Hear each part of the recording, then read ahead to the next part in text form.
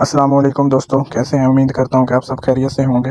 میں آج آپ کو ایک ایسی شخصیت کے بارے میں بتانے والا ہوں جو انتہائی بد نصیب شخصیت، بدقسمت شخصیت کے حامل ٹھہرے، جن کے ہاتھوں سے آل رسول کا قتل عام ہوا۔ تو اس بد نصیب شخصیت کے بایوگرافی کے بارے میں آج میں آپ کو بتانے والا ہوں کہ ان سے یہ سارا کچھ کیسے ہوا اور کس طرح ہوا۔ یزید بن معاویہ کی تاریخ ہے۔ یزید بن معاویہ بن ابو سفیان اموی خلافت کا دوسرا خلیفہ تھا۔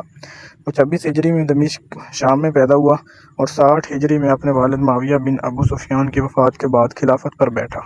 یزید کا دور حکومت مختصر لیکن نہایت متنازع رہا، خصوصاً واقعہ کربلا کی وجہ سے اس کا نام تاریخ اسلام میں ہمیشہ کے لیے جڑ گیا۔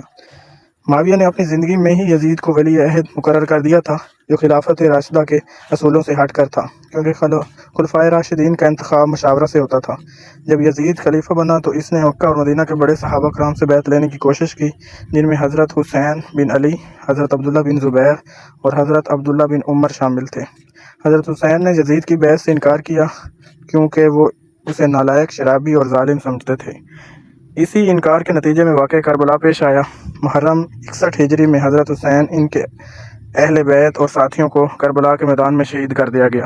یہ واقعہ اسلامی تاریخ کا نہایت افسوسناک باب ہے اور یزید کی شخصیت ہمیشہ کے لیے متنازع بن گئی۔ یزید کی وفات 64 ہجری میں ہوئی، جب وہ صرف 38 سال کا تھا۔ اس کی موت کے بعد اموی خلافت شدید بحران کا شکار ہو گئی۔ یزید کو بعض سنی مورخین حکومتی نظام کے تسلسل کے طور پر قبول کرتے ہیں، لیکن اہل تشیع اور کئی سنی علماء اسے ظالم، فاسق اور قاتل حسین سمجھتے ہیں۔ آپ کی اس کے بارے میں کیا رائے ہے؟ اور آپ کو اگر ہماری ویڈیو اچھی لگی ہو تو سبسکرائب، شیئر اور لائک کرنا